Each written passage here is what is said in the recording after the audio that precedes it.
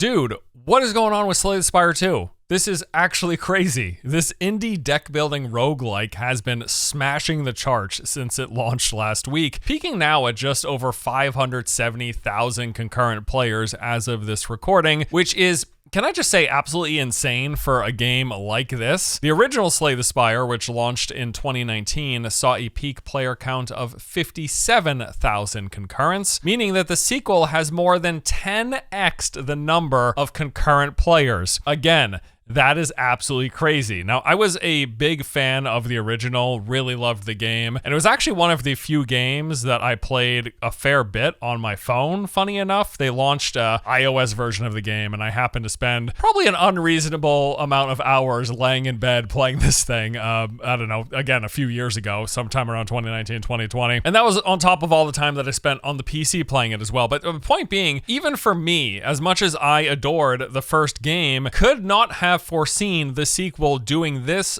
unbelievable. It's almost like questionably, it's just unreal the numbers that this game is getting. But frankly, I think it's well deserved because the game is fantastic. It is super addictive, and it's one of those like, oh, I'm just gonna do one more run kind of games, and that one more run ends up being 4, 5, 8 hours later by the time you're finally done. The numbers are crazy. Maybe the game show trailer had something to do with it. Maybe. It's almost unbelievable the concurrence that the game is getting. It's almost unbelievable. Like it's just so high. But it's a fantastic game. The first game was fantastic. This is just that, but better and more. So, all right. So if you've never played this game and you've just heard buzz about it, but don't really get what it is, well, here's a quick rundown of what this is all about. So once more, this is a deck building roguelike. And the way that works is you're going to start off each run by selecting one character, and that character determines your beginning deck. So I've gone through and I've unlocked all the characters. First one, the Ironclad, and then the Silent, the Regent, the Necrobinder, and the Defect, and then there's the random one. So if you've not played the game before, basically these are, picking your character is just picking your starter deck. But then also, they each have their own unique mechanic. So the Ironclad, at the end of every combat, you heal for 6 HP. The Silent, at the start of each combat, gets 2 additional cards. Regent gets these 3 Divine Right things, and that's just essentially a secondary resource. So the class plays around using 2 different resources. Necrobinder has a minion, which is interestingly, you can buff it up. And then Defect is really cool, has these cracked cores, these core spots, and there's different elementals, and they each do different things. So, but these are your starter decks, and then each of the classes, besides having their own mechanics, they'll have their own unique suite of cards that they can pull from that the other classes don't have. Now, initially, when you're first playing the game, you actually only have access to Ironclad, which is the self-healing character. He's kind of like the warrior of the group. And then you unlock the rest of the characters or the decks by then playing around with the prior one until you eventually have all 5 of them unlocked. But yeah, the point is you pick a character. This determines the baseline starting deck that you begin with and your corresponding skill. So this is my baseline deck for this character. It's just strikes and blocks, basically. Damage, straight flat damage for low resource, straight flat block. This would be the only thing I'd really care to upgrade because it bumps its damage and turns the vulnerable to 3. So 3 turns instead of 2 turns. And then you set out on a run. Starting at the very first floor, the goal is to slay the Spire, haha, by climbing from the bottom all the way to the top. Now, the gameplay portion of this game is like a mix of turn-based combat and card game. From the initial deck that you begin with, you draw an opening hand, and then whatever cards you happen to get, you will play on your turn, attacking the enemy, shielding yourself, applying various buffs and debuffs, etc. And then once you've used up all of the energy for your turn, playing whatever cards you thought were best, you pass the turn to the enemy, who then does their thing. And it's worth noting that what they're going to do is always showcased to you ahead of time. So you're able to see exactly what the opposing characters are going to do on their next turn, and this will let you plan accordingly. So if you see that an enemy is going to attack for 5 damage, you can prevent all of it by playing a block spell that grants 5 shield, so on and so on. You look at what the enemy is going to be doing next turn, you plan your turn accordingly, do whatever you can with the hand that you get, and then pass the turn to them, and that goes back and forth. I'm going to hit this with Bash, and then we're going to Molten Fist, which will double his exhaust, double his vulnerability, so went from 2 to 4. So that means now 4 turns where he receives 50% more damage. We'll take the 4. And then 9 damage because it gets bumped up, and we don't really need to defend. There's no harm in casting it, though.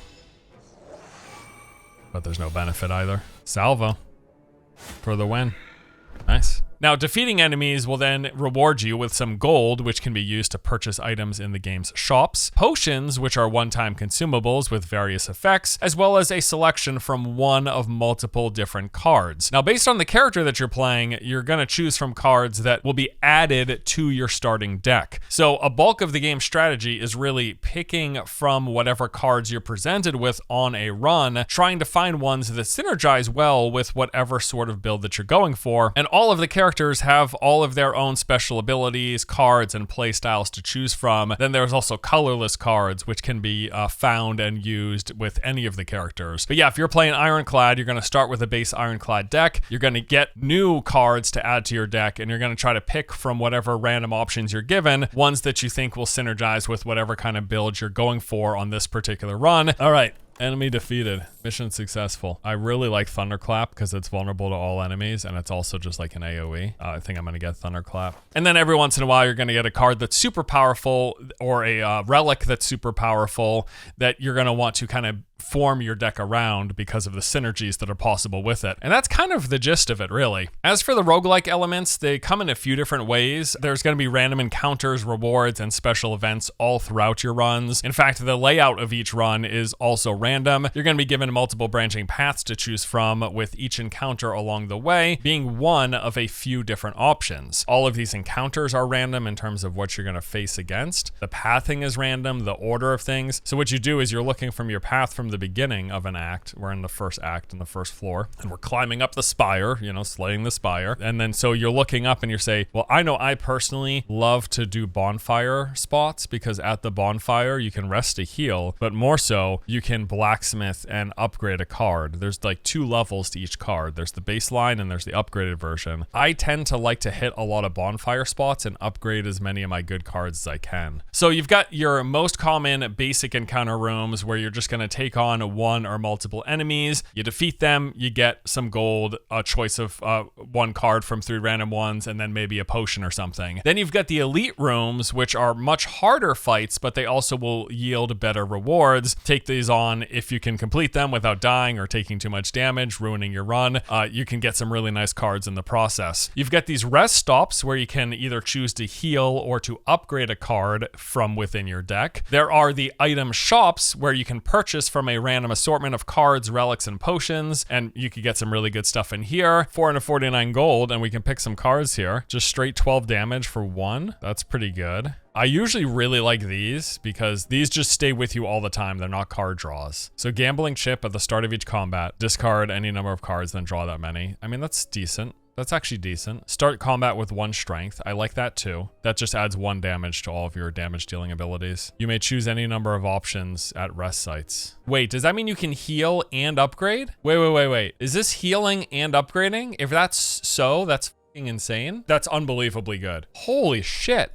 Buying that. There are the question mark rooms, which can have all sorts of surprises. Many times these are pretty good. Sometimes they can be very, very bad. And then finally, there are the bosses. At the end of each act, you climb all the way to the top. You get an act boss. These will be quite difficult, but once you defeat them, you get really big bonuses, some very strong cards or very strong relics that you then take into the next act where you start at the bottom and climb all the way up again, so on and so on. And that is more or less the game in a nutshell, and it's rather addicting, which is a large part of the games, or the original games as well as the sequel success. It's the combination of the random elements and some of the insane synergies that you can get that result in a strong desire to go again after you complete a run. Just today, I ended up with a pretty strong deck list that gave me some crazy good opening turns, which felt amazing. This is gonna be an opener, dude. Let me check the skill that I get. Anything that applies to all of them? Oh my fucking god. Are you kidding me? Oh my god. Oh my god. Okay. So we're going to draw 5 cards. We're going to fill up our hand with this. We're going to expect to fight, so gain an energy for each card in our hand, for each attack in our hand. We're at 15 energy. We're going to inflame. We're going to inflame. We're going to 1-2 punch. I'm going to apply that to... What do I want 2 of? Probably this bad boy. You hit him for 30 damage. We have too much energy that we can't even make use of. It's hilarious. Okay, so we'll apply that to him. And then can I kill this guy too? I might be able to.